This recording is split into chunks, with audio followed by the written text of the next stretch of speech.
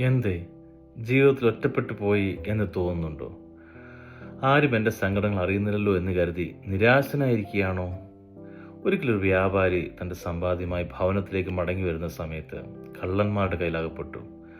ഉണ്ടായിരുന്ന സമ്പാദ്യമെല്ലാം അവർ തട്ടിയെടുത്ത ശേഷം അവനെ മുറിവേൽപ്പിച്ച് അർത്ഥപ്രാണനായി അവനെ വഴിയിൽ ഉപേക്ഷിച്ച് അവർ പോയി കളഞ്ഞു.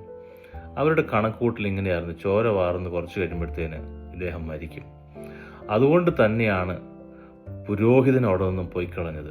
അദ്ദേഹത്തിന് മനസ്സിലായി, ഡെഡ് ബോഡി ആകുവാൻ ഇനി അധിക സമയമില്ല. അവിടെ നിന്നാൽ അദ്ദേഹത്തിൻ്റെ മരണത്തിൻ്റെ ഉത്തരവാദിത്വം താൻ ഏറ്റെടുക്കേണ്ടി വരും. ലേവിനും അങ്ങനെ തന്നെ കരുതി അവിടെ നിന്ന് പോയി കളഞ്ഞു. എല്ലാവരുടെയും കണക്കൂട്ടിൽ ഇങ്ങനെയായിരുന്നു: ചെറിയ ശ്വാസമല്ലേ ഉള്ളൂ, തീർന്നു, ഇനി ഒന്നുമില്ല. എന്നാൽ ഒരാൾ മാത്രം അങ്ങനെ ചിന്തിച്ചില്ല കേട്ടോ, നല്ല ശമരിയക്കാരൻ.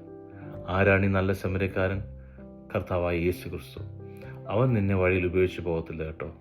യേശു പറഞ്ഞു, ഞാൻ നിന്നെ ഒരു നാളും കൈവിടുകയില്ല, ഉപേക്ഷിക്കുകയുമില്ല.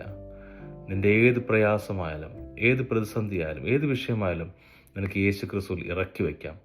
അവൻ നിന്നെ സഹായിക്കും, അവൻ നിന്നെ പുലർത്തും, അവൻ നിന്റെ കരം പിടിച്ച് നിന്നെ നടത്തും.